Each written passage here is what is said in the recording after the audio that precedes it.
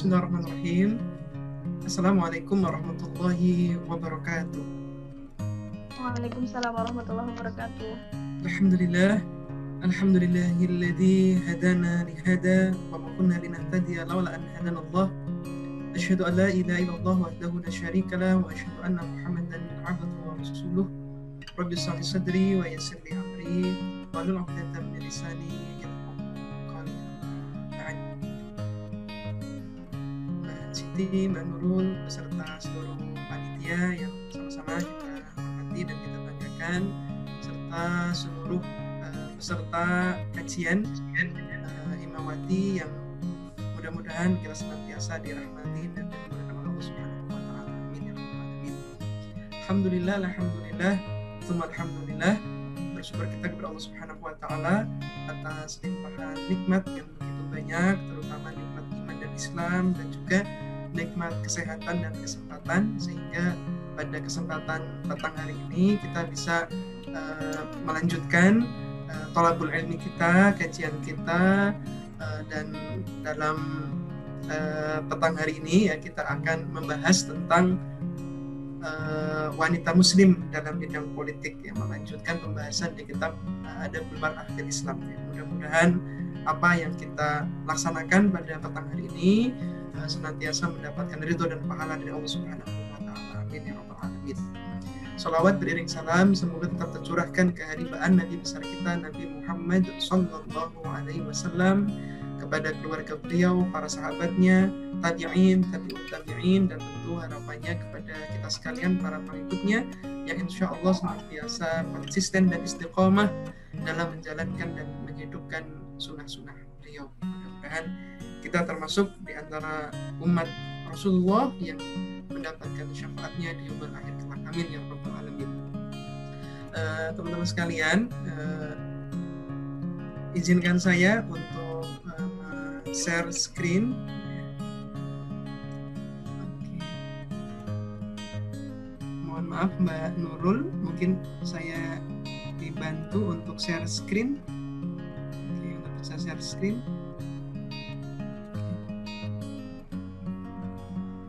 Saya belum bisa share screen. Oke. Mbak Nurul, oke, atau Mbak Siti, oke, terima kasih.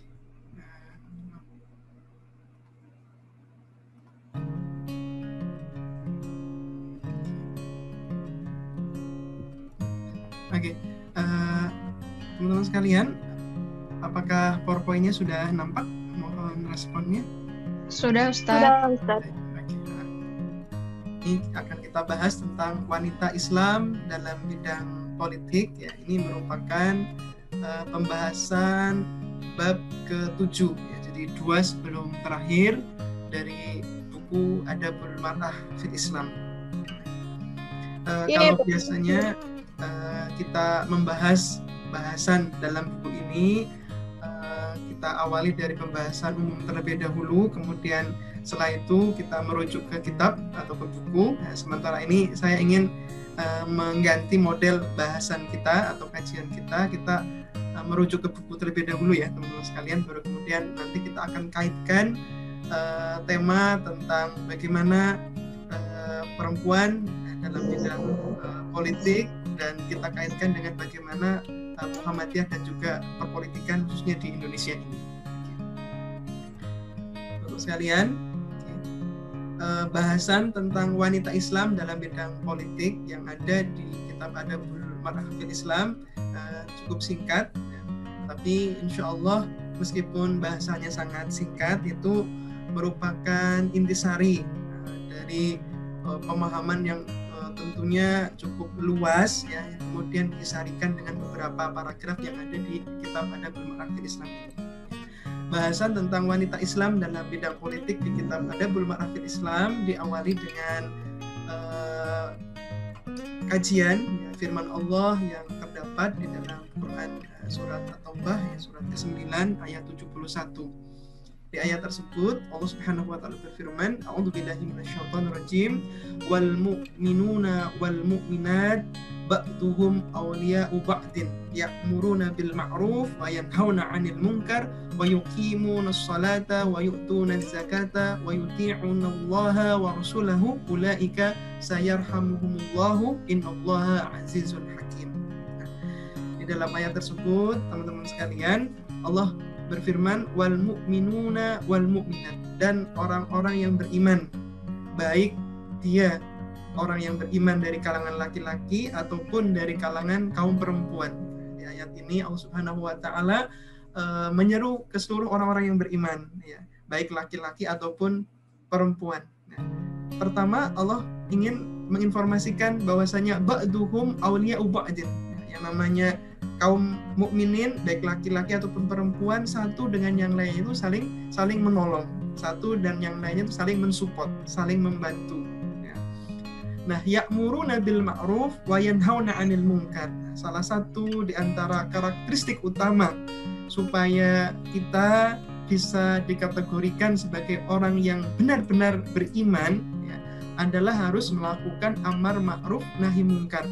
Kalau kita kaitkan dengan ayat lain yang menjadi ayat kajian utama dari founding father Muhammadiyah Kiai Ahmad Dahlan, misalkan di Quran surat Ali Imran ayat 104, ya, di situ disebutkan wal takum minkum ummatun yad'una ilal khairi wa ya'muruna bil ma'ruf wa yanhauna 'anil munkar. Jadi tugas amar ma'ruf nahi munkar ini adalah merupakan tugas utama dari kita orang yang beriman, baik laki-laki ataupun perempuan. Bahkan kalau kita kaitkan lagi dengan Quran surat Ali Imran juga di ayat 110, wal takum kuntum khaira ummatin, ya, ukhrijat linnas ta'muruna bil ma'ruf wa tanhauna 'anil munkar. Salah satu di antara karakteristik, kan bisa dikatakan karakteristik utama agar kita menjadi khaira ummah, menjadi umat yang terbaik adalah amar ma'ruf nahi munkar. Dan tugas amar ma'ruf nahi munkar ini, ya, dibebankan oleh Allah, diperintahkan oleh Allah tidak hanya kepada mereka al-mu'minun saja, mereka orang-orang beriman dari kalangan laki-laki, tetapi juga wal mu'minat, dan juga dari kalangan orang-orang yang orang-orang beriman dari kalangan kaum perempuan ataupun wanita.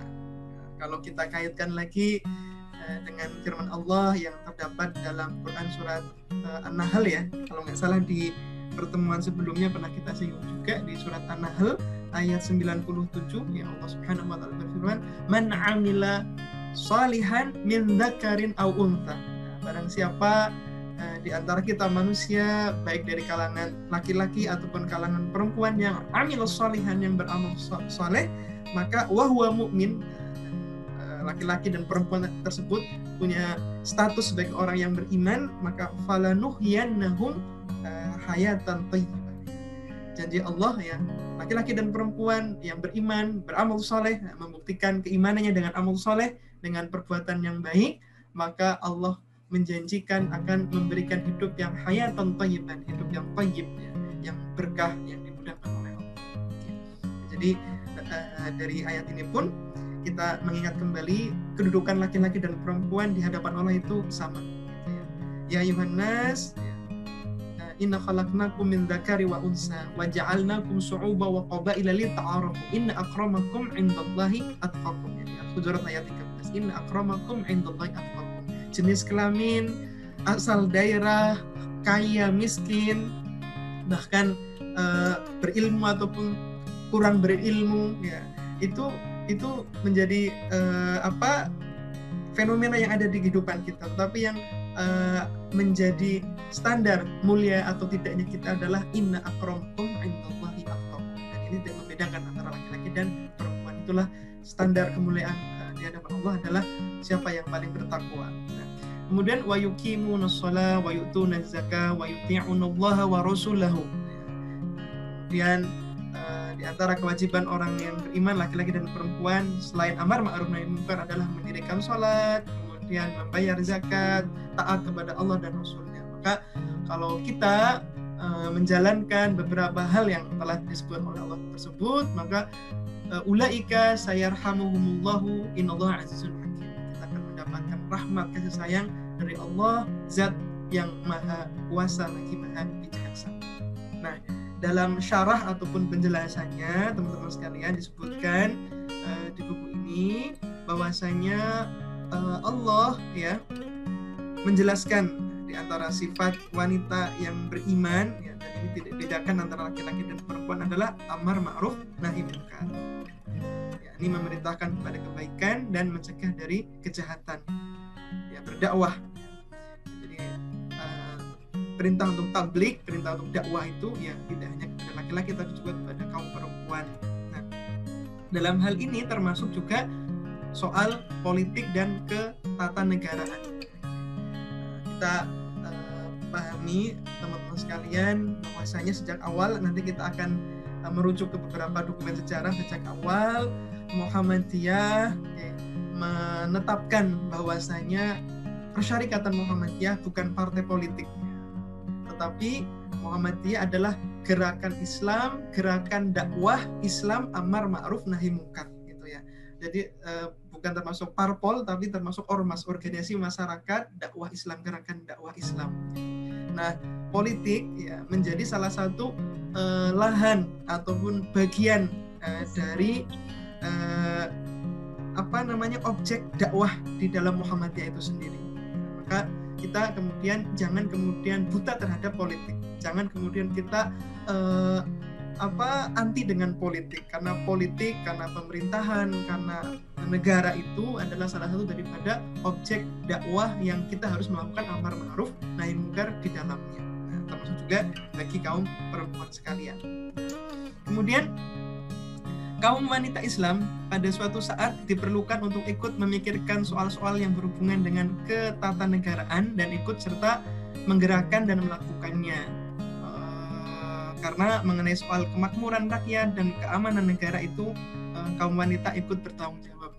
Jadi terkait dengan keamanan negara ini, kemudian terkait juga dengan bagaimana apakah negara ini dimanage dengan baik ataupun tidak, itu juga membutuhkan perhatian dari kaum perempuan sekalian. Ada satu makalah ataupun pernyataan yang kalau tidak salah dulu pernah kita singgung, ini bukan hadis tapi terkadang di masyarakat dianggap sebagai hadis yang berbunyi al-mar'atu imadul bilad. Perempuan itu adalah imadul bilad, adalah pilar dari suatu negara. Idza saluhat saluhal bilad fa idza fasadat fasadal bilad. Apabila perempuan-perempuan yang ada di negara itu adalah soluhat, semuanya baik gitu, maka soluhal bilad, negara itu akan menjadi baik. Tapi faida fasadat, tapi kalau perempuannya buruk-buruk, perempuannya nggak benar seperti itu, maka fasadal bilad, negara itu pun akan hancur pula. Nah, ini bukan hadis tapi makalah dari seorang ulama. Ini menunjukkan betapa pentingnya posisi perempuan di dalam suatu negara. Nah, kita tentu sadari ya teman-teman sekalian, negara ini adalah suatu kumpulan dari wilayah-wilayah ataupun daerah-daerah. Daerah itu pun merupakan kumpulan dari suatu masyarakat-masyarakat. Masyarakat-masyarakat itu juga adalah kumpulan dari keluarga-keluarga. Nah, di dalam bangunan suatu keluarga di sana ada seorang ibu yang madrasatul ula, madrasatul ula.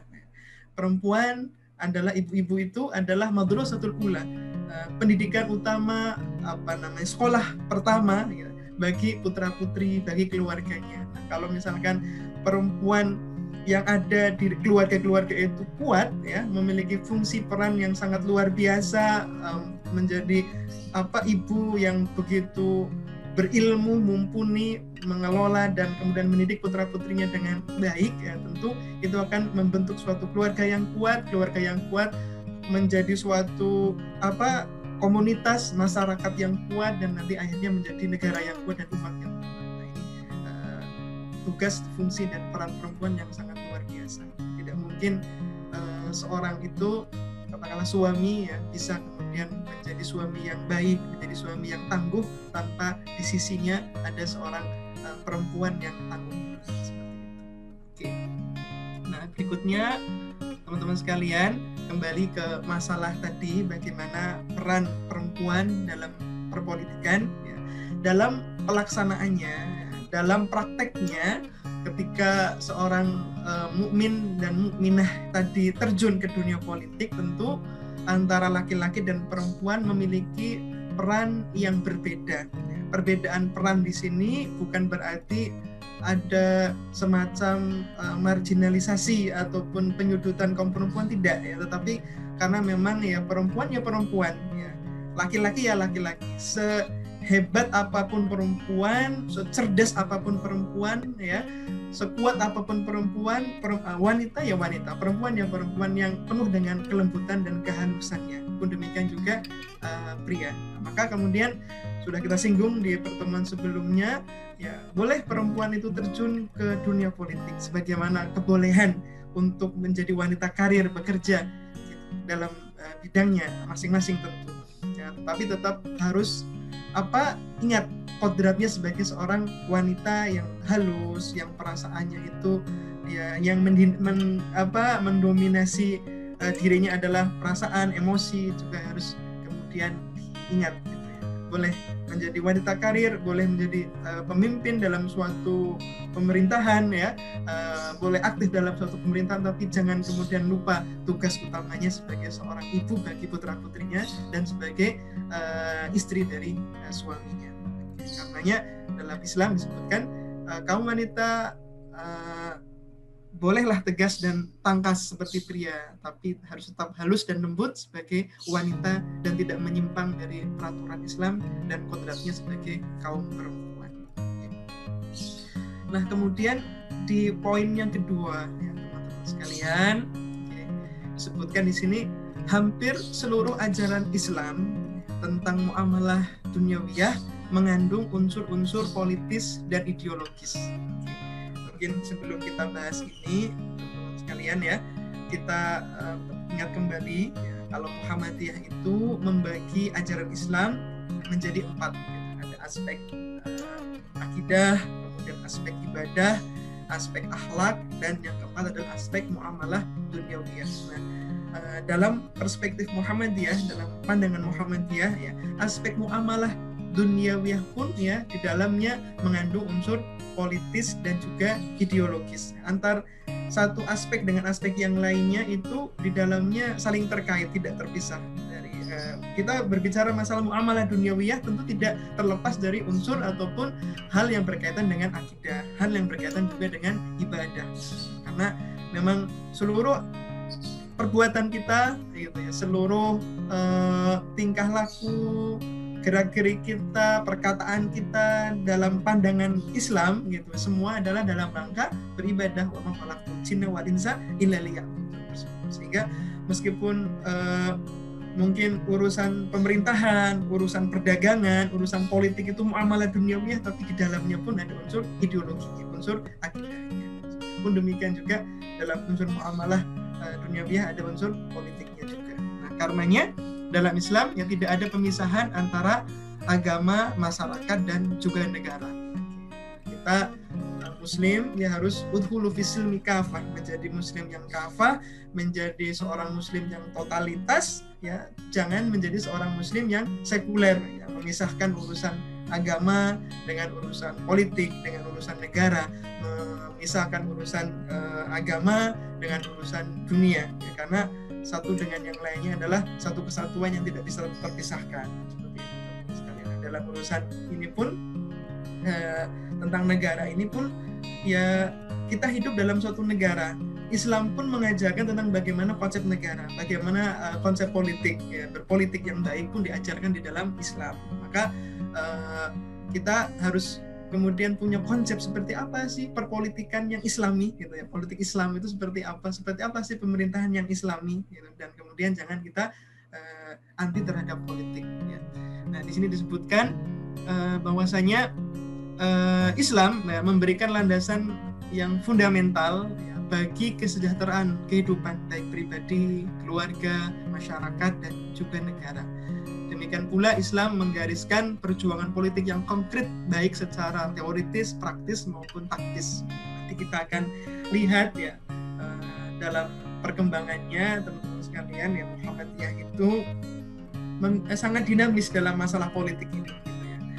Nanti kita akan lihat bahwasanya Muhammadiyah dulu ya pernah terjun ke politik praktis, tapi kemudian karena ada dinamika di dalam perpolitikan ataupun dalam negara tersebut, kemudian menetapkan tidak, kita tidak terjun ke politik praktis dan lain sebagainya, sangat dinamis. Nanti kan kita lihat di sana ada beberapa khitoh ya, ada beberapa khitoh, langkah perjuangan, pedoman perjuangan yang pernah dikeluarkan di Ujung Pandang, kemudian pernah dikeluarkan kembali di Surabaya, kemudian yang terakhir tahun 2002 kalau nggak salah dikeluarkan di Denpasar, Bali. Nah ini itu merupakan suatu diskursus, wacana, dan juga begitu dinamisnya perpolitikan yang ada di Muhammadiyah itu. Tapi pada dasarnya ya Islam, dan ini yang dipegangi oleh Muhammadiyah juga ya, memberikan garis ataupun pedoman dalam perjuangan di dalam dunia politik, baik secara teoritis, praktis maupun praktis.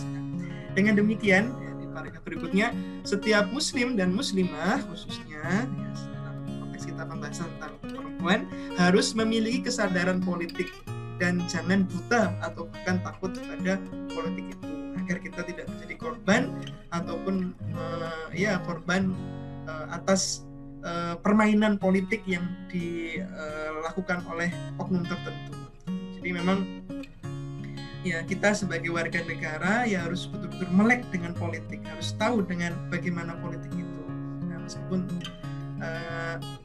pada kenyataannya ya kalau kita berbicara masalah politik, terkadang nanti kita akan diskusikan ya teman-teman ya, politik itu kesannya itu isinya itu ya buruk-buruk semua lah ya, buruk sangka, ya fitnah, kemudian saling menjatuhkan gitu ya. Nah ini ya hal-hal buruk yang ada dalam perpolitikan di Indonesia dan mungkin terjadi pula di negara-negara yang lain ya, harus kita bersihkan dengan amar ma'ruf nahi munkar di bidang politik ini. Nah, nanti ya, kita akan bahas seperti apa nanti ya teman-teman. Nah, di sini disebutkan, adapun bidang politik praktis ya, tentu saja tidak dapat digarap oleh setiap orang, tetapi harus dilaksanakan oleh orang yang telah memiliki pengalaman dan kemampuan dalam bidang itu.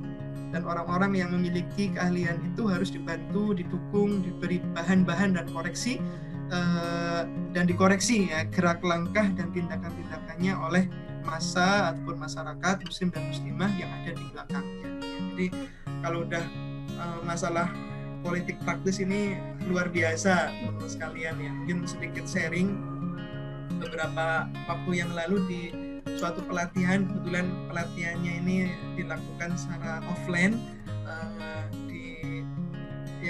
yang duduk di samping saya kebetulan beliau adalah seorang politikus, mantan politikus ya, masuk ke dunia politik tahun 2012, kemudian baru September kemarin resign, keluar, memutuskan untuk keluar dari dunia perpolitikan. Beliau seorang kader Muhammadiyah ya, kemudian aktif di salah satu partai politik ya, dan subhanallah ya, saya mendengarkan pengalaman beliau selama sekian tahun di perpolitikan itu mengerikan sekali mengerikan sekali. Nanti lah lain waktu akan bisa kita bahas secara lebih detail ya terkait dengan bagaimana perpolitikan Indonesia ini.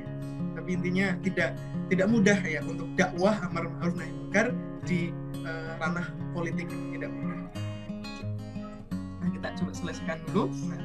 Nah, hal-hal apa saja yang perlu diperhatikan ketika muslim dan muslimah ya terjun ke dunia politik ya, khususnya politik praktis ya.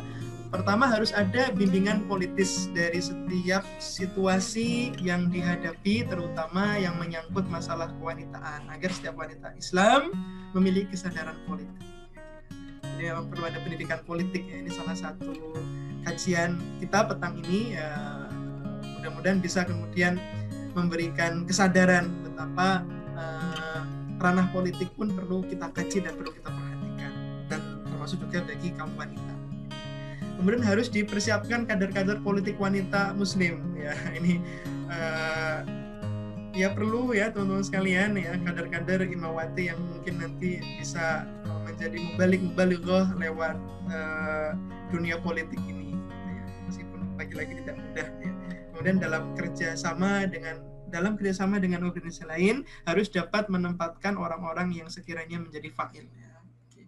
Ketika bekerja dengan organisasi yang lainnya atau mungkin dalam konteks tertentu dengan partai politik tertentu, ya harus menempatkan orang-orang yang punya tentu kompetensi yang mumpuni, kemampuan yang mumpuni, sehingga dia tidak menjadi maf'ul, objek, tapi menjadi fa'il, menjadi subjek yang bisa menggerakkan, bisa mempengaruhi di dalamnya. Oke, ini beberapa poin teman-teman sekalian, kajian tentang bagaimana wanita Islam dalam bidang politik di kitab Adabul Mar'ah fil Islam. Nah, mungkin masih ada sekitar setengah jam lagi, kita coba mengkaji atau mengkaitkan kajian wanita Islam dalam bidang politik perspektif Muhammadiyah ke kajian yang lebih umum, bagaimana hubungan antara Muhammadiyah dengan politik.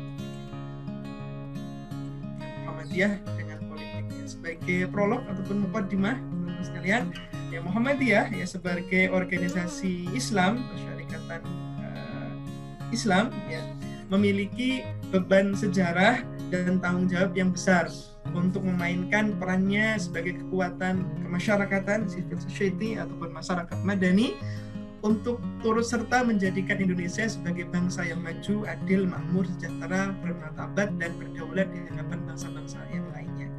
Ya, kalau kita merujuk ke sejarah, teman-teman sekalian, kita perlu ingat kembali Muhammadiyah itu ada sebelum negara ini ada. Gitu ya. Muhammadiyah sudah memiliki berbagai macam aum, baik di ranah pendidikan, yang sudah punya banyak sekolah.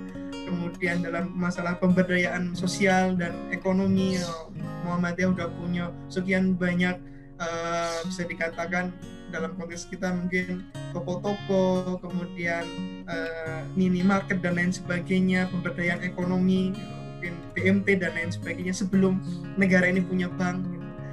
Muhammadiyah pun sudah punya rumah sakit sebelum negara ini punya rumah sakit. Jadi kalau masalah bagaimana perhatian Muhammadiyah terhadap negara ini tidak perlu kemudian kita pertanyakan, dan hal ini pun diakui oleh seluruh presiden yang pernah menjadi presiden di negara Indonesia ini, dari Soekarno sampai yang terakhir Jokowi. Dalam setiap Munas ketika diundang, beliau-beliaunya senantiasa menyatakan bahwasanya Indonesia ini berhutang besar terhadap Muhammadiyah, ya, karena memang Muhammadiyah memiliki peran dan kontribusi yang sangat luar biasa dengan schooling, dengan healing, dengan feeding dan berbagai macam upaya Muhammadiyah untuk memajukan dan mensejahterakan bangsa Indonesia. Tentu dalam bidang politik pun seperti itu. Nah, peran sejarah yang strategis itu, yang penting dan strategis itu hanya dapat dilakukan ketika Muhammadiyah mampu berdiri dalam posisi yang benar, yang tepat, dan memiliki modal sosial yang tinggi, sehingga gerakan Islam Muhammadiyah tersebut mampu mengemban fungsi dakwah dan tasdidnya. Jadi seperti apa kemudian posisi Muhammadiyah ya dalam hal perpolitikan, nah, nanti akan kita lihat bagaimana dinamikanya ya, di slide berikutnya. Nah, karenanya Muhammadiyah dituntut untuk selalu melakukan revitalisasi seluruh aspek dan struktur gerakannya sehingga mampu bermain secara dinamis ya, dalam menjalankan perannya dengan tetap berdiri kokoh di atas fondasi ataupun prinsip gerakan. Ya, jadi tadi politik merupakan salah satu media objek dakwah dari Muhammadiyah, bukan menjadi tujuan. Makanya Muhammadiyah tidak terjun ke politik praktis. Politik menjadi katakanlah salah satu media objek dakwah, ataupun ketika memang kader Muhammadiyah ada di ranah politik, ya politik itu bukan tujuan tetapi hanya sebagai tools, sebagai media, sebagai alat, lagi-lagi dalam rangka amar ma'ruf nahi munkar, dan menjadi tujuan utamanya. Maka kemudian Muhammadiyah punya khitoh ya yang akan menjadi semacam pegangan dan pedoman agar Muhammadiyah tetap berada dalam realnya, tidak kemudian menyimpang dari tujuan reason betre kehadiran dari Muhammadiyah. Nah, ada beberapa buku teman-teman sekalian saya sarikan dari Dr. Alfian dalam buku beliau menyebutkan ada 3 peran utama dari Muhammadiyah itu. Yang pertama, Muhammadiyah sebagai gerakan reformis keagamaan, kemudian Muhammadiyah sebagai pelaku perubahan sosial, dan Muhammadiyah sebagai kekuatan politik. Sebagai gerakan reformis keagamaan, ya, kita kenal Muhammadiyah disebut dengan gerakan tajdid, ya, yang di dalamnya salah satu unsurnya adalah purifikasi. Bagaimana Muhammadiyah hadir di tengah-tengah umat untuk menjaga kemurnian akidah umat, agar bagaimana akidah umat kemudian peribadahannya itu bebas dari perbuatan ya syirik, tahayul, bidah, khurafat dan sejenisnya. Nah, dalam ranah muamalah duniawiyah, ya, Muhammadiyah pun punya aspek dinamisasi. Ya, bagaimana kemudian Muhammadiyah itu lahir untuk memodernisasi umat Islam ini. Bagaimana umat Islam itu menjadi seorang umatan wasotan, kemudian menjadi umat yang kemudian ya yang modern, yang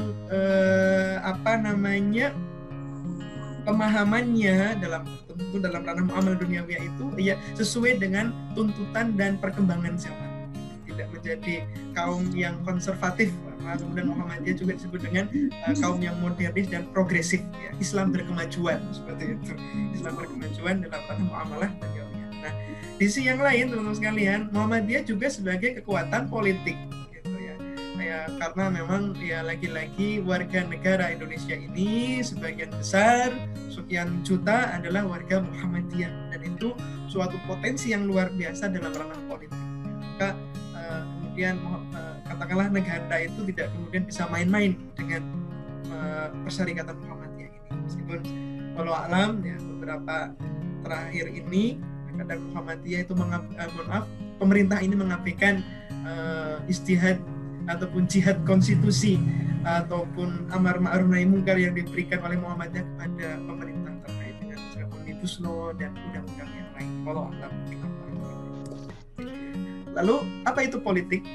Kita singkat saja teman-teman sekalian biar nanti kita lebih banyak sharingnya. Ya, mungkin hanya teman-teman yang dari ilmu pemerintahan ya atau dari Visipol nanti bisa membantu ya untuk memberikan gambaran juga. Nah, politik teman-teman sekalian ya kalau di kacamata atau dilihat dari sudut pandang yang klasik ya sering dikaitkan dengan urusan negara dan juga pemerintahan ya. Nah, dalam ranah yang konkret ya politik ini pun selalu dikaitkan dengan kekuasaan, termasuk dalamnya pengaruh dan kekuatan. Lalu politik juga ya, berkaitan dengan beragam kegiatan manusia dalam sistem politik, karenanya politik sering dikaitkan dengan kepentingan atau seni memperjuangkan kepentingan. Gitu ya. Nah, ini politik. Lalu politik juga menyangkut nilai, yakni alokasi nilai yang dipandang berharga untuk diperjuangkan dalam kehidupan masyarakat, sehingga politik tidak bisa dilepaskan dari masyarakat sebagai makhluk politik. Zon politikon. Manusia itu salah satu sebutannya adalah zon politik manusia yang harus atau yang haus dengan politik itu dan tidak bisa hidup sendirian tapi harus berpolitik di dalamnya. Nah, dalam konteks pengelolaan negara dan pemerintahan, politik tidak sekedar urusan perjuangan kekuasaan, power struggle semata, yaitu berupa perjuangan who gets what, when, and how. Ya. Siapa yang mendapatkan apa, kapan, dan bagaimana caranya.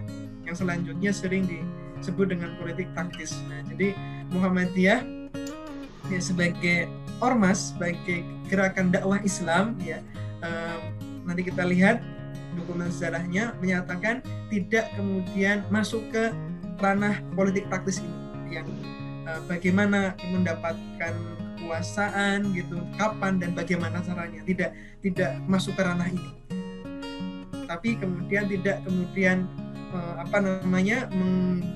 menahan kader-kadernya untuk terjun ya, tetapi meskipun kader Muhammadiyah terjun ke ranah politik taktis, tapi jangan kemudian mengatasnamakan sebagai Muhammadiyah itu sebagai oknum, sebagai pribadi. Seperti itu. Ini pedoman dari Muhammadiyah itu. Nah, perlu kita pahami ya, politik juga terkait pengoperasian negara ataupun pemerintahan dalam banyak hal.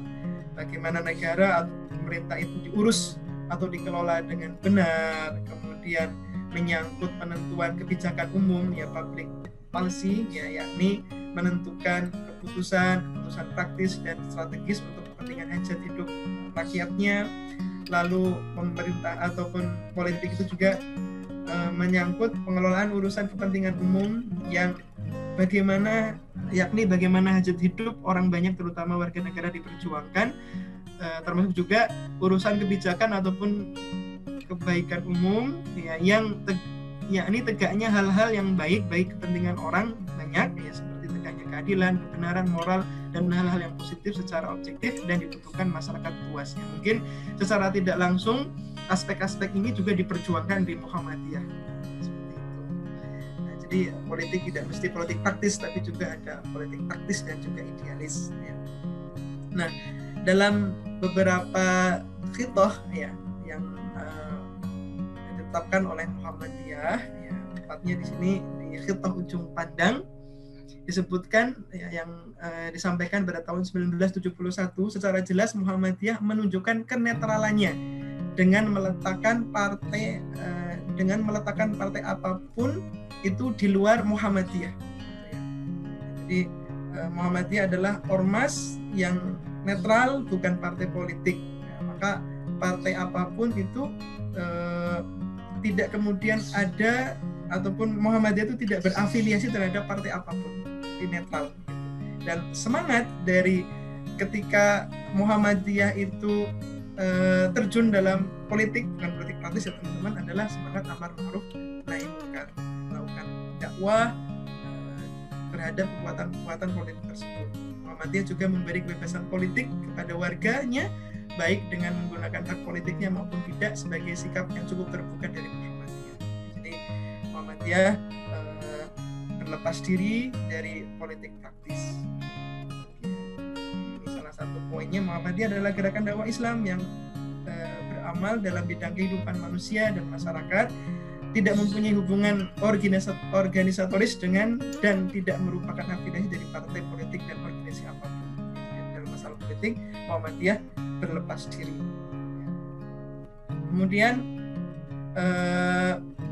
ketika Khitoh Surabaya dikeluarkan tahun 1978 ya, Muhammadiyah juga menyatakan dalam bidang politik Muhammadiyah berusaha sesuai dengan hitahnya, yakni dengan dakwah amar ma'ruf nahi munkar dalam arti dan proporsi yang sebenar-benarnya. Jadi lagi-lagi ketika terjun ke dunia politik ya, itu sebagai wujud ya, implementasi dakwah amar ma'ruf nahi munkar di dalamnya. Kemudian di sini ada beberapa isi dari Khitoh Muhammadiyah dalam kehidupan berbangsa dan bernegara yang dikeluarkan pada tahun 2002 ya, di Denpasar, Bali. Coba kita baca secara sepintas saja ya teman-teman sekalian ya. Pertama, Muhammadiyah meyakini bahwa politik dalam kehidupan berbangsa dan bernegara merupakan salah satu aspek ajaran Islam dalam urusan keduniawian yang harus selalu dimotivasi, dijiwai, dan dibingkai oleh nilai-nilai luhur agama dan moral yang utama. Karena itu diperlukan sikap dan moral yang positif dari seluruh warga Muhammadiyah dalam menjalani kehidupan politik untuk tegaknya kehidupan berbangsa dan bernegara. Jadi politik ya tidak bisa kita lepas dari kehidupan berbangsa dan bernegara. Maka ketika kita terjun di dalamnya, ya lagi-lagi harus dimotivasi, dijiwai, dan dibingkai dengan nilai-nilai luhur yang ada dalam agama Islam itu sendiri. Kemudian Muhammadiyah meyakini bahwa negara dan usaha-usaha membangun kehidupan berbangsa dan bernegara, baik melalui perjuangan politik maupun melalui pengembangan masyarakat, pada dasarnya merupakan wahana yang mutlak diperlukan untuk membangun, di mana nilai-nilai ilahiyah melandasi dan tumbuh subur bersamaan dengan tegaknya nilai-nilai kebersamaan, keadilan, perdamaian, ketertiban, keadaban untuk terwujudnya baldatun thayyibatun wa rabbun ghafur. Jadi ya, boleh kita berjuang lewat ranah politik, boleh juga mungkin berjuang dari dari ranah non politik juga. Tapi lagi-lagi tujuannya adalah untuk bagaimana menciptakan baldatun thayyibatun wa rabbun ghafur. Ini Muhammadiyah memberikan kebebasan kepada warganya untuk masuk politik atau tidak.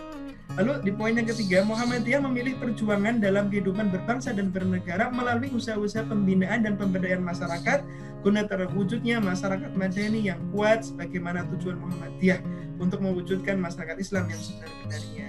Sedangkan hal-hal yang berkaitan dengan kebijakan kenegaraan sebagai proses dan hasil dari fungsi politik pemerintahan akan ditempuh melalui pendekatan secara tepat dan bijaksana sesuai prinsip-prinsip perjuangan kelompok kepentingan yang efektif dalam kehidupan negara yang demokratis. Jadi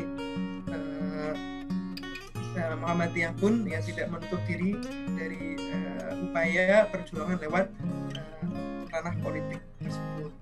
Ini ada 9 poin teman-teman sekalian, nanti teman-teman mungkin bisa membaca sendiri ya di Khitah Denpasar ya, tahun 2002.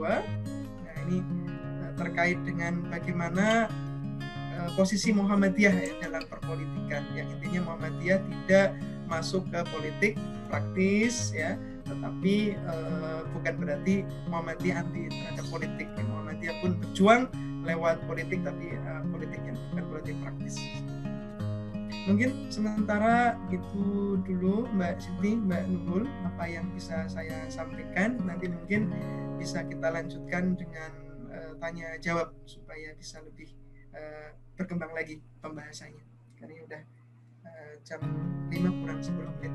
Demikian, selanjutnya saya silakan Mbak Nurul atau Mbak Siti. Assalamualaikum warahmatullahi wabarakatuh. Waalaikumsalam warahmatullahi wabarakatuh. Terima kasih Ustadz atas penyampaian materinya, luar biasa. Selanjutnya ke sesi tanya jawab. Kepada teman-teman yang ingin bertanya, silahkan bertanya via chat atau langsung open mic. Pertanyaan pertama oleh peserta saudara Afgan. Langsung saja untuk open. Silakan Mas Afgan. Oke. Ustaz, perkenalkan nama saya Afgan. Saya ingin bertanya Ustaz. Oke, silakan. Jadi mengenai konteks politik yang lebih luas nih Ustaz. Karena di sini juga kami diamani sebagai ketua dari IMM UGM, Korpam IMM UGM. Jadi terkait keterlibatan politik dalam teman-teman IMM lebih mengkerucut dan Ustaz sebagai, kan ini pengajian IMM seperti itu. Betul. Jadi keterlibatan teman-teman IMM sendiri di dalam politik mahasiswa Ustaz di situ istilahnya. Tadi ada sebuah poin bagaimana Muhammadiyah itu salah satunya memiliki sebuah kekuatan politik tersendiri Ustaz. Yang menjadi pertanyaan kami adalah bagaimana kekuatan politik itu tidak hanya menjadi objek politik yang dimanfaatkan oleh mungkin pihak-pihak yang berbeda-beda gitu kan, dengan istilahnya kami tidak berkecimpung di politik praktis, namun tetap istilahnya kekuatan politik itu bisa terarahkan dalam konteks mahasiswa. Kira-kira menurut pandangan kita bagaimana untuk mengelola dari kekuatan politik apalagi di teman-teman mahasiswa seperti itu Ustaz. Baik, terima kasih. Assalamualaikum warahmatullahi wabarakatuh. Terima kasih Mas Afgan. Mungkin saya jawab terlebih dahulu ya Mbak Siti ya. Oh iya Ustadz silakan. Menunggu pertanyaan yang lainnya. Terima kasih Mas Afgan. Ini tentu menjadi pertanyaan juga dari sebagian teman-teman yang mewakili dari teman-teman juga. Memang mohon maaf ya, pada realitanya terkadang seperti ini, banyak di antara kita yang punya semangat ruh perjuangan yang luar biasa. Tapi terkadang semangat untuk berjuang tersebut, mohon maaf, di sebagian gitu ya, tidak kemudian didasari dengan ilmu dan juga wawasan yang luas seperti itu. Nah, maka tadi Mas Afgan menyinggung semangat ruh perjuangan yang menggebu-gebu, yang tidak didasari dengan pengetahuan yang luas, hanya sekedar semangat saja, sering kemudian semangat itu dimanfaatkan oleh oknum-oknum tertentu. Maka kemudian katakanlah pendidikan politik itu sangat penting di sini gitu ya. Jadi biar wawasan kita itu luas secara global, memandang suatu itu tidak tersekat oleh aspek-aspek tertentu yang kemudian membuat pemikiran kita menjadi sempit seperti itu ya.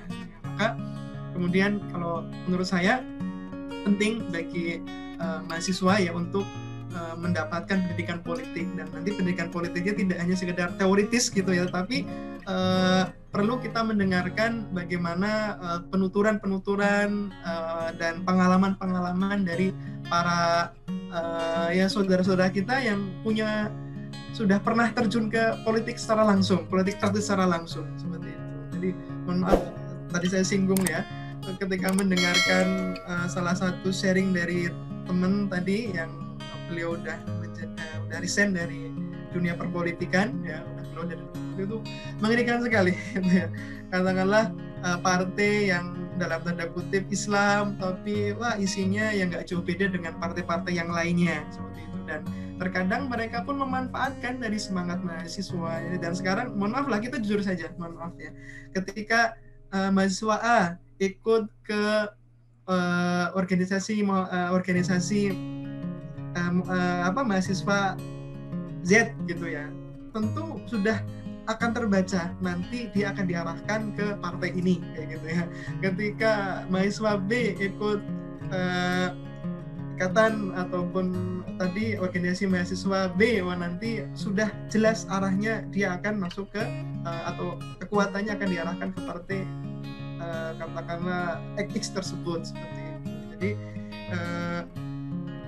idealismenya itu terkadang terjual gitu. Idealismenya itu terkadang kemudian ya akan hancur ketika dihadapkan dengan realita kayak gitu ya. Dan sekarang kita lihat, mohon maaf teman-teman sekalian ya, teman-teman mahasiswa sebagian ketika masih mahasiswa gitu. Ini kita lihat yang sudah mereka yang udah duduk di parlemen gitu ya. Ketika masih mahasiswa, ketika belum jadi apa-apa, suaranya luar biasa gitu ya, mengkritik, punya idealisme sangat luar biasa. Tapi ketika sudah ke ranah politik praktis sudah melempem gitu ya. Udah nggak setegas dan sekuat suaranya ketika dia menjadi misalkan aktivis dan sebagainya. Bagaimana kemudian dia kalaulah memang perjuangannya itu murni li'ila'i kalimatillah wal izil Islam wal muslimin, partai politik ormas itu hanya sekedar sebagai motor, sebagai media untuk berjuang, ya semestinya dia memegang idealisme itu, militansi itu ya dalam kondisi apapun. Sekarang kadang nyatanya nggak seperti itu ya Mas Afgan ya. Ya sekarang berkuar-kuar, mohon maaf ya, mengkritik A B C D, tapi ketika udah dikasih sesuatu ya udah hilang itu, terbakar idealismenya itu. Maka intinya pendidikan politik itu penting, dan kemudian kita tanyalah, kita nih berjuang untuk apa dan untuk siapa gitu ya, dan karena apa gitu ya. Maka kita butuh muslimah yang idealis ya, yang memiliki ya keikhlasan dan kekuatan perjuangan yang luar biasa ya, dan dimanapun dia berjuang di ranah apapun, termasuk ranah politik, tetap menjaga tadi semangatnya adalah li'ila'i kalimatillah wal izil Islam wal muslimin. Mungkin seperti itu Mas Afgan, singkat saja. Mudah-mudahan ada clue yang bisa diambil. Baik, terima kasih Ustadz, sangat menjawab sekali. Padahal saya tidak ingin menyinggung hal itu sebelumnya, tapi wah sudah dibahas secara komprehensif malah. Oke, nggak apa-apa Mas Afgan, untuk semua, untuk kita semua. Silahkan Mbak Siti, mungkin bisa ditawarkan ke yang lain. Oh ya, baik Ustadz, terima kasih atas jawabannya. Selanjutnya ini ada pertanyaan dari Kak Nur Azizah. Mungkin bisa langsung dibuka saja suaranya, open mic. Kak Nur Azizah. Nah, Assalamualaikum warahmatullahi wabarakatuh. Ustaz, Ana mau bertanya. Ya, silakan.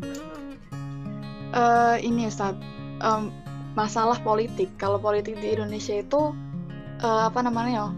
politiknya itu keras gitu ya katanya Ustadz. Itu temennya Ustadz ada yang keluar dari dunia politik dan ya begitulah Ustadz.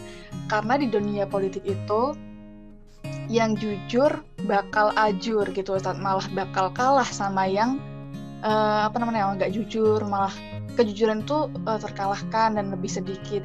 Lah, bagaimana untuk mengembalikan, atau adakah partai politik yang 100% lah atau mayoritas itu berisi orang-orang yang jujur gitu lah. Kalau misalkan orang jujur ini selalu kalah, lah bagaimana Indonesia ini bisa menjadi negara yang adil makmur begitu Ustaz? Seperti contohnya itu kemarin pas undang-undang Omnibus Law itu katanya kan ada yang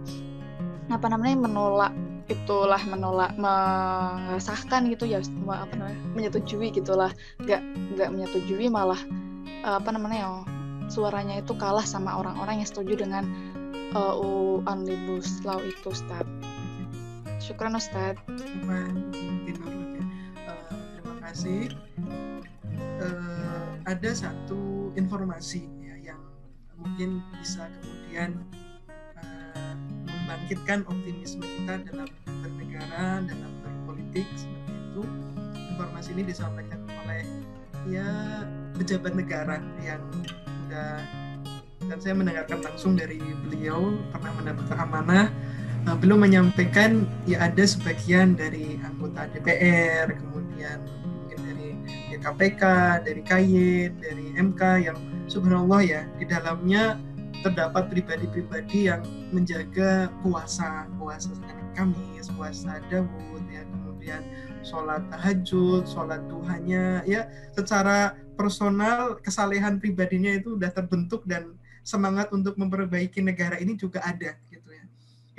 Itu ada percikan cahaya gitu ya. Nah, dan ini pun percikan cahaya ini ya ada di lembaga A, lembaga B, lembaga C gitu yang memang masih terpencar-pencar, belum menjadi suatu kekuatan cahaya yang besar. Itu ada, informasi itu ada, tetapi itu bisa dikatakan hanya sekian persen hanya sekian persen dari sekian persen yang ambiar tadi, yang udah hancur tadi gitu ya. Nah, kalau berdasarkan penuturan dari sahabat tadi yang sudah resign dari partai politik ya, beliau mengikuti partai politik Islam gitu ya. Ya semuanya korupsi, sampai belum semuanya korupsi ya, cuma yang kalau yang ada Islamnya ya korupsi tapi tetap sholat, korupsi tapi tetap kadang ya berdakwah, khutbah gitu, korupsi tapi tetap baca Quran gitu. Tapi istilahnya semuanya korupsi ya gitu, subhanallah itu. Ya belum nggak menyebut, ya sampai menyebut tapi nggak perlu sampaikan di forum ini gitu ya. Beberapa contoh yang mengerikan kadang, ya Allah gitu ya. Tokoh-tokoh yang kita anggap seperti ini tapi kenyataannya seperti ini gitu, karena dari situ kayak ada rasa apakah bisa kemudian kita amar ma'ruf nahi munkar. Saya pernah menanyakan ke beliau langsung, gimana bisa nggak kita bisa, antum itu kan kader Muhammadiyah gitu ya, di pemuda disebut pemuda Muhammadiyah, lalu kemudian masuk ke situ bisa nggak amar ma'ruf nahi munkar? Nggak bisa, beliau sendiri nggak bisa, sampai beliau pun ya terlibat juga gitu ya ke Islam ya, korupsi dan lain sebagainya. Ada dana apa untuk pendidikan politik ternyata masuk kantongnya sendiri, itu udah beberapa susah sekali gitu ya. Maka saya pun ya berpikir ya, lalu gimana ini untuk memperbaiki negara kita, perpolitikan Indonesia ini kalau semuanya udah seperti itu ya. Maka ya mudah-mudahan dengan doa kita, dengan kegelisahan kita itu, lalu ya menggerakkan arusnya Allah gitu ya, untuk kemudian ya kita memohon kepada muqallibal qulub ya, penggerak hati, pembolak-balik hati, bagaimana kemudian hati para pemimpin, para pejabat itu kemudian yang awalnya hubud dunianya itu membutakan matanya, lalu kemudian tersadarkan untuk kenapa mereka berjuang, kenapa kemudian mereka duduk di suatu parlemen, suatu jabatan. Lagi-lagi karena kalau udah hubud dunia wa karahiyatul maut, penyakit wahan itu ya, itu lebih dahsyat daripada virus corona yang berasal dari Wuhan gitu. Penyakit wahan itu lebih ngeri gitu ya. Di situ ya kita ya secara pribadi lah kita bagaimana bisa kemudian mengimplementasikan dalam diri kita, dalam keluarga kita, dalam masyarakat kita, yang mudah-mudahan ini menjadi suatu kekuatan yang akan bisa merubah perpolitikan Indonesia ini. Tapi kalau dalam konteks sekarang udah cukup carut marut lah, kalau misalkan dikatakan ya udah ruwet gitu ya, kalau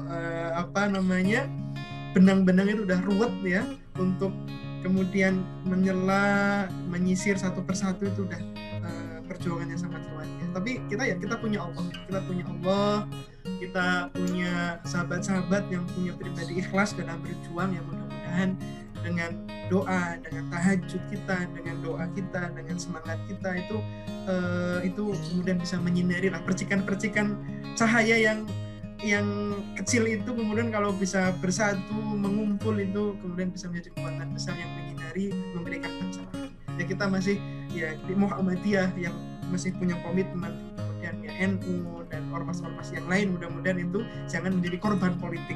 Jangan kemudian awalnya suaranya keras dikasih bongkahan kue, akhirnya kemudian tertutup mulut itu sehingga tidak bersuara lagi. Nah, kenyataannya seperti itu Mbak Nur Azizah. Tetap semangat lah gitu ya. Bagaimana metode untuk kemudian memberikan solusi, ya ini perlu diskusi dan pembicaraan, karena ini kita kalau berbicara ranah teori itu ideal banget ya, tapi kalau udah masuk ke ranah realitas itu wah sangat kita sangat dilema ya melihatnya itu ya, susah. Yang tadi saya sebutkan, kalau udah mungkin dia idealis awalnya, berjuang untuk bla bla bla bla, Allah gitu ya, tapi kemudian ketika melihat saya belum punya rumah, saya belum punya mobil, saya masih punya kebutuhan ini, keluarga nuntut ini dan sebagainya, akhirnya kemudian ini ada kesempatan untuk korupsi, kesempatan untuk ini, ada yang nawarin itu, akhirnya idealisme itu terjual dengan kepentingan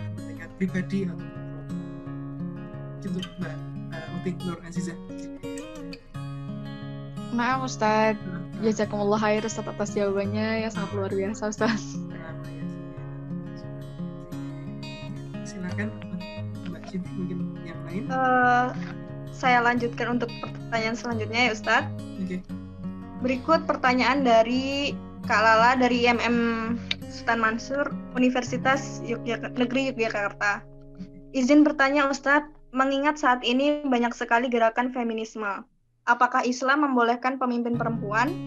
Karena saya pernah diberitahu bahwa perempuan tidak boleh, bahkan haram menjadi pemimpin. Yang benar bagaimana ya Ustaz? Terima kasih Ustaz. Silakan Ustaz.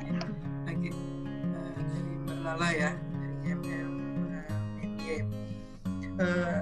Ada hadis sahih, kalau tidak salah di kajian sebelumnya pernah kita singgung, riwayat Bukhari dan Muslim yang berbunyi la yufliha qaumun law kana amruhum imra'atan, yang artinya tidak akan sukses, tidak akan berhasil suatu komunitas atau suatu negara ya, yang law kana amruhum imra'atan, kalau dipimpin oleh seorang perempuan, kalau pemimpinnya adalah seorang perempuan. Nah, hadis ini yang kemudian dijadikan sebagai landasan ataupun hujah dari beberapa kalangan yang kemudian menyatakan hadis ini berarti menunjukkan tidak bolehnya pemimpin dari kaum perempuan. Nah, dalam memahami hadis ini ya, dari perspektif Majelis Tarjih Muhammadiyah sendiri melihat asbabul wurudnya, asbabul wurud atau konteks historis yang mendorong Rasulullah SAW menyampaikan hadis ini. Ternyata kalau kita lihat dari aspek historisnya, yang melatar belakangi komentar Rasulullah tentang kepemimpinan perempuan ini hanya dalam konteks sabab khusus Nah, apa sebab khususnya? Yakni beliau mengomentari seorang Kisra ataupun Ratu Persia. Jadi di kerajaan Persia yang awalnya itu sukses karena dipimpin oleh seorang raja yang memang punya kompeten. Nah, raja ini punya keturunan tetapi semuanya putri. Nah, salah satu di antara putri kerajaannya itu ya melanjutkan kepemimpinan dari raja tersebut ya. Dan ternyata ratu ini ya tidak kompeten dalam masalah kepemimpinan, akhirnya kemudian hancurlah kerajaan Persia yang kemudian menjadi objek pembicaraan dari Rasulullah di hadis tersebut. Sehingga di situ konteksnya adalah seorang pemimpin perempuan yang tidak mumpuni, yang tidak punya kemampuan dalam leadership dan lain sebagainya. Maka kemudian la yufliha qaumun law kana amruhum imra'atan, itu hanya komentar tidak bersifat umum tapi hanya bersifat khusus dalam kondisi dan kasus tertentu, case tertentu saja. Itu Mbak Lala. Sehingga Muhammadiyah ya tetap mendukung ataupun mensupport siapapun dari kaum perempuan pun untuk kemudian menjadi pemimpin. Kita lihat ada rektor dari PTM atau PTMA tertentu ya dari kalangan kaum perempuan, direktur PKU, direktur rumah sakit A, B, C, D yang dimiliki Muhammadiyah juga kaum perempuan. Nah, ini menunjukkan Muhammadiyah sangat mensupport, tidak kemudian mengharamkan ataupun berpendapat pemimpin dari kalangan perempuan itu enggak seperti itu. Jadi hadis tersebut harus kita lihat dari aspek historisnya. Seperti itu Mbak Lala. Jadi nggak apa-apa nanti Mbak Lala atau yang lainnya bismillah jadi presiden atau menteri di bidang yang teman-teman kuasai. Seperti itu Mbak Siti. Terima kasih Ustadz atas jawabannya. Kemudian lanjut ke pertanyaan selanjutnya. Siti, maaf Siti, itu ada tambahan dari Lala. Oh iya. Yang apakah dari Kak Fatul Laili ini? Iya. Oh ini Ustadz. Sepertinya entah ini klarifikasi atau sanggahan. Ini pertanyaan selanjutnya itu kalau dengan dalil dalam Quran surat An-Nisa ayat 34 bagaimana Ustadz? Mungkin masih ada hubungannya dengan kepemimpinan seorang perempuan. Silakan Ustadz. Nah, di dalam Quran surat An-Nisa ya. Ayat 34 Allah berfirman, "Ar-rijalu qawwamuna 'alan nisa'i bima faddallahu ba'dhum 'ala ba'din wa bima anfaqu min amwalihim." Kan sebenarnya ayat ini dengan hadis yang tadi kita bahas itu sebenarnya saling melengkapi gitu ya. Ar-rijalu qawwamuna 'alan nisa'i bima faddallahu ba'dhum 'ala ba'din wa bima anfaqu. Nah, ayat ini oleh para ulama diterangkan konteksnya adalah dalam masalah keluargaan. Dalam masalah keluarga. Jadi dia katakanlah misalkan menjadi ibu menteri dalam kementerian A gitu ya. Ya, tapi kalau udah di keluarganya dia adalah yang dipimpin oleh seorang suami gitu. Suamilah yang kemudian menjadi pemimpinnya dalam keluarga. Kepala keluarga adalah suaminya. Dia presiden di suatu negara, perempuan gitu ya, wali kota gitu ya. Tetapi ketika udah di rumah ya dia harus sami'na wa ta'na terhadap suaminya, tentu dalam ranah yang kebaikan ya, seperti itu. Jadi sebenarnya malah ayat itu kalau kita kaitkan dengan penjelasan tafsir dari para ulama itu adalah lebih kepada dalam konteks keluarga. Seperti itu Mbak Lala gitu ya.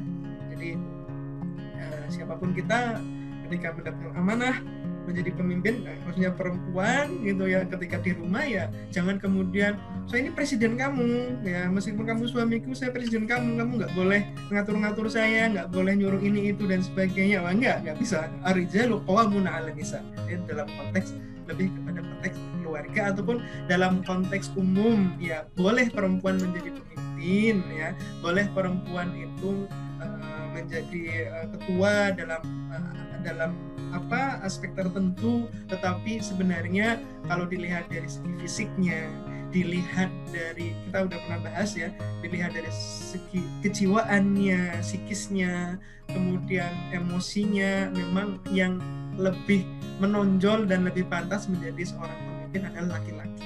Seperti itu. Boleh kita simpulkan ke sana. Tetapi kemudian bukan berarti perempuan itu haram menjadi seorang pemimpin.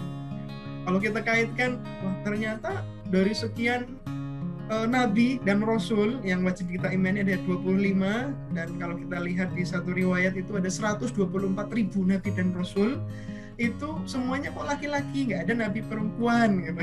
Lalu kita kaitkan, wah, kalau perempuan nanti menjadi pemimpin, menjadi nabi gitu ya, mau mendapatkan wahyu ternyata sedang haid. Wah, ketika sedang memimpin peperangan ternyata sedang hamil tua dan lain sebagainya. Nah, itu mungkin guyonan ya, tapi dalam hal ini ya memang ya Allah memilih ya bima faddallahu ba'dhum 'ala ba'd. Allah kemudian memilih ya seorang laki-laki yang lebih, katakanlah lebih pantas, lebih tepat untuk menjadi pemimpin, karena memang secara fisik, secara psikis, kemudian secara perasaan dan ketegasan memang ya laki-laki itu lebih mumpuni lah seperti. Tapi kalau Muhammadiyah tidak kemudian memandang haramnya perempuan untuk menjadi pemimpin.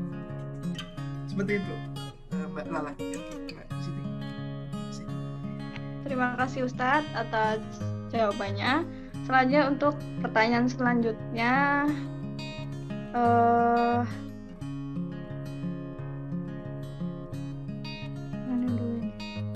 sebenarnya ini Mbak Sarah tapi minta diakhirkan. Saya lanjutkan ke Kak Almasya Lulu ya, terlibat PUTM. Izin bertanya kepada Kak Almasya Lulu, silahkan menyalakan mic-nya dan langsung bertanya. Oh. Assalamualaikum Ustadz. Waalaikumsalam warahmatullahi wabarakatuh. Jadi ini anak ada 3 pertanyaan Ustadz. Yang pertama itu pertanyaannya, jadi bagaimana batasan karir atau baik itu dalam politik atau apapun ya Ustadz, dan batasan karir perempuan gitu Ustadz, apakah harus didahulukan selalu laki-laki atau sama aja Ustadz disamakan? Itu yang pertama. Terus yang kedua Ustadz, kan kalau misalkan dalam masa kampanye atau yang seperti itu, kita kan nggak tahu mana yang pemimpin atau calon pemimpin yang emang benar-benar sesuai apa yang mereka kampanyekan atau tidak gitu. Jadi terkadang ada orang-orang yang mengantisipasinya itu dengan golput Ustadz. Okay. Bagaimana tanggapan Ustadz ya dengan apa ya? Fenomena itu gitu Ustadz. Terus yang terakhir ini agak sedikit melenceng dari materi. Lah bahasa Ustaz. Lah bahasa, betul. Jelas guys. Yang terakhir itu agak keluar dari materi Ustaz. Jadi ada beberapa teman anak yang bertanya menikah Ustaz. Kan menikah itu sunnah. Menikah itu sunnah Nabi. Jadi ada sebagian orang yang berpikiran ya sudah berarti menikah itu pilihan gitu Ustaz. Jadi bisa tidak menikah gitu Ustaz. Padahal kan dianjurkan ya bagi umat Nabi Muhammad terkhusus gitu. Jadi bagaimana tanggapan Ustaz supaya apa ya bisa menjawab dengan sesuai gitu Ustaz kalau ada yang bertanya seperti itu. Syukran Ustaz. Oke. Langsung saya jawab ya Mbak Siti ya. Yang pertama terkait dengan batasan tadi ya, batasan ketika seorang perempuan itu terjun ke ranah politik ataupun menjadi wanita karir dan sebagainya. Ya sebenarnya kalau kita merujuk ke penjelasan dari kitab Adabul Ma'arifil Islam dan juga sudah pernah kita singgung di kajian sebelumnya, di dalam perspektif Muhammadiyah ya, perempuan memberikan semacam ruang yang sedemikian luas gitu ya pada kaum perempuan untuk berperan dalam ranah politik, dalam ranah pekerjaan gitu. Apapun pekerjaannya itu dipersilahkan, asalkan kemudian perempuan itu jangan sampai melalaikan tugas utamanya ya. Saya sering menyebutkan itu tugas utamanya sebagai seorang istri dari suaminya dan seorang ibu ya dari putra-putrinya. Lalu jangan sampai pekerjaan itu ataupun kepemimpinannya dalam lembaga pemerintah dan lain sebagainya ataupun di dalam karirnya itu yang mana itu bertentangan dengan kodratnya, tabiatnya sebagai kaum perempuan. Perempuan itu ya halus, perempuan itu lembut, ya. Perempuan itu ya mohon maaf ya, dalam konteks tertentu yang dominan adalah emosi dan perasaannya, yang kalaulah misalkan beliau yang bersangkutan itu kerja di ranah-ranah yang bertentangan dengan kodratnya sebagai perempuan, melalaikan tugasnya sebagai perempuan, sebagai ibu, sebagai istri, ya itu berarti kalau itu kita umumkan ya, tidak kemudian mengkhususkan ranah tertentu, itu berarti ya nggak boleh ya gitu. Jadi silahkan berpolitik, silahkan bekerja, silahkan berkarir, tapi lagi-lagi ingat tugas seorang perempuan adalah dari istri dan juga ibu, dan ingat ya kodrat dan tabiatnya sebagai perempuan itu batasannya umum ya, tapi bisa kemudian nanti kita kontekskan dengan case-case tertentu. Itu unti al-ma'iyah yang pertama. Lalu kemudian yang kedua terkait dengan fenomena golput ya, karena merasa wah ini calon atau caleg gitu ya yang ketika kampanye sedemikian manisnya janji-janji yang disampaikan, tapi ketika sudah terpilih ternyata lupa dengan janji-janjinya. Ini memang fenomena fenomena umum ya yang kita lihat di negara kita. Nah, apakah kemudian menjadi boleh untuk golput? Maka ya bisa kita menggunakan istilah atau kaidah usul fiqh yang berbunyi mala yudroku kulluh ya, la yudroku kulluh gitu ya. Nah, kalaulah kita nggak bisa mendapatkan suatu secara keseluruhan gitu ya, secara komprehensif semuanya gitu ya, maka jangan kemudian ditinggalkan semuanya ya. Katakanlah mohon maaf kalau kita golput gitu, kita nggak memanfaatkan potensi hak suara kita ya, nanti khawatirnya malah banyak yang memilih calon yang bisa dikatakan yang tidak baik seperti itu, atau bahkan mungkin dari kalangan ya, non-muslim atau sebagainya. Nah, sehingga kemudian umat Islam udah anti politik dan itu nanti dimanfaatkan oleh mereka sendiri. Jadi kalau saya sendiri tetap ya sebagaimana MUI dan juga ormas-ormas yang lainnya gitu, ya jangan golput kayak gitu. Subhanallah ya teman-teman sekalian, sekarang ini fenomena ya kalau bisa kita lihat setelah aksi bela Islam 212 itu ya, banyak orang ormas-ormas yang awalnya mereka menyuarakan golput, tidak mau ke ranah politik, mereka terbuka gitu ya. Umat Islam ini harus bersatu, umat Islam ini suaranya itu diperhitungkan dan dibutuhkan ya. Maka suara dari umat Islam ini ya mari kita kemudian serahkan ke ya, kalau misalkan A sama B ini buruk gitu, semuanya buruk, pilih yang mudaratnya kira-kira lebih kecil kayak gitu ya. Nah, kita bandingkan mana manfaat dan maslahat dan mudaratnya. Semuanya hancur semua, semuanya jahat semua. Pilih yang kemudian jahatnya itu lebih kecil, kejahatannya lebih kecil, mudaratnya lebih kecil daripada yang mudaratnya lebih banyak. Gitu. Tetap harus mempertimbangkan maslahat dan mudaratnya. Nah, kalau bisa jangan sampai golput gitu ya. Gitu. Karena nanti akan kita berarti ya ikut mensupport keburukan apa yang akan terjadi seperti itu Tialma. Lalu yang ketiga terkait dengan masalah nikah, ya betul, hukum asal daripada nikah adalah sunnah ya. An-nikahu sunnati wa man yarghabu an sunnati falaysa minni. An-nikahu sunnah. Tapi kalau kita kaji secara lebih detail ya, dalam kajian fikih, nikah itu hukum asalnya sunnah ya.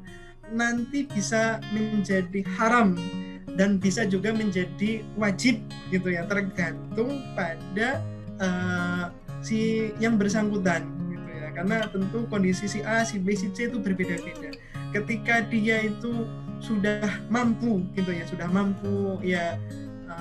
kalau menggunakan istilahnya Rasulullah SAW ya ma'syarus sabab man istata'a minkumul ba'ah, sudah bisa ba'ah falyatazawwaj, wajib hukumnya untuk segera menikah. Fa inna ghaddu lil basar wa ahsanu lil farj gitu ya. Karena dengan menikah itu pandangannya dan farj atau kehormatannya, kemaluannya akan terjaga seperti itu. Tapi kalau memang dia belum menikah, belum mampu untuk ba'ah gitu ya, secara materi, secara katakanlah secara mental, secara material, belum siap secara intelektual, belum siap itu, kemudian memaksakan diri untuk menikah, itu nanti hukumnya bisa menjadi haram ketika malah dia menikah tapi hanya untuk main-main dan akan menyengsarakan pasangannya misalkan. Jadi semuanya tergantung konteksnya. Seperti itu. Jadi kalau ada yang berpendapat menikah itu pilihan, boleh nikah, boleh tidak, itu ya salah, pemahamannya salah. Karena kalau kita lihat dari kajian fikih nanti hukum dari menikah, hukum asalnya mubah atau sunnah, tetapi bisa menjadi wajib, bisa menjadi haram, bahkan bisa menjadi makruh, tergantung pada case yang bersangkutan tadi. Gitu Uti Alma. Ya Ustaz. Silakan Mbak Suti, kita sudah hampir maghrib, Iya Ustaz. Ada yang menanggapi soal pemerintahan ini Ustaz. Jadi dari saudara Rin Febrian itu menanggapi korupsi sulit untuk terhindarkan karena jadi anggota dewan itu seperti membersihkan got atau selokan. Tidak mungkin tidak ikut kotor. Kecuali orang yang berada di pinggir selokan hanya bisa berteriak-teriak dari luar karena tidak mau ikut terjun membersihkan got karena takut kotor. Yang penting kontrol sistem di partai yang bersangkutan sudah terbangun dengan baik. Sehingga jika anggotanya ada yang korupsi, mekanisme sanksi ditegakkan. Mungkin seperti itu Ustadz. Kemudian lanjut ke pertanyaan mungkin yang terakhir ya dari Mbak Sarah. Jadi pertanyaannya begini Ustadz. Pelajaran-pelajaran penting apa yang bisa diambil oleh para muslimah terkait kondisi atau wajah politik kita hari ini? Silakan Ustadz. Satu ya. Ini bagi para ibu-ibu ataupun calon ummahat, calon ibu-ibu gitu ya. Mohon maaf nih, ini menjadi fenomena yang ada di perpolitikan kita. Kenapa seorang suami yang awalnya baik, yang awalnya lembut, yang awalnya itu lurus gitu ya, tiba-tiba menjadi koruptor ulung? Mohon maaf ya. Salah satu yang memberikan kontribusi yang jelek terhadap pemikiran dan usaha si suami tadi adalah, mohon maaf, tuntutan dari istri yang minta gaya hidup harus punya ini. Ternyata kalau hanya mengandalkan gaji per bulan nggak cukup, maka kemudian suami terdorong untuk ya buat shortcut lah dengan jalur pintas korupsi tadi. Dan maka perempuan ya pertama ya jadilah perempuan yang qanaah, jadilah perempuan yang bersyukur ya, yang syukuri apa yang ada, apa yang menjadi hak teman-teman sebagai istri yang bisa didapatkan dari suami, yaitu disyukuri dan kemudian berjuang bersama-sama. Jangan kemudian menuntut sesuatu di luar batas dari si suami. Nah, maka nanti kalau di ranah politik kan kita lihat banyak suami yang kemudian korupsi. Terkadang dia korupsi bukan hanya, mohon maaf ya, karena mungkin ingin selingkuh, main perempuan untuk foya-foya, tapi terkadang ada fenomena di mana memang dia korupsi karena tuntutan dari keluarganya yang begitu besar. Dia nggak mampu memenuhi, kalau hanya mengandalkan gajinya saja, akhirnya kemudian melakukan korupsi untuk memenuhi tuntutan dan juga untuk menyenangkan keluarganya, tapi dengan jalan yang salah. Itu satu. Para ummahat ya nanti ya, calon ummahat, kehidupan yang akan datang insyaallah. Lalu yang kedua ya, tadi saya sebutkan bahwasanya madrasatul ula ya, teman-teman ya, teman-teman akhwat, teman-teman putri ini di tangan teman-teman lah kemudian generasi robbani, generasi qur'ani, generasi muslimah yang waj'alna lil muttaqina imama itu di tangan teman-teman gitu ya. Tanggung jawab seorang ibu di dalam suatu keluarga itu sangat luar biasa gitu ya. Kenapa kemudian lahir seorang pemimpin yang begitu beringas, begitu jahat, begitu rakus dengan kekuasaan dan harta gitu. Mungkin mohon maaf ibunya itu berkontribusi di dalamnya gitu ya. Kalau kita kemudian secara lebih filosofis lagi, kullu maulud yuladu 'alal fitrah fa abawahu yuhawidanihi aw yunasrani aw yumajisanihi.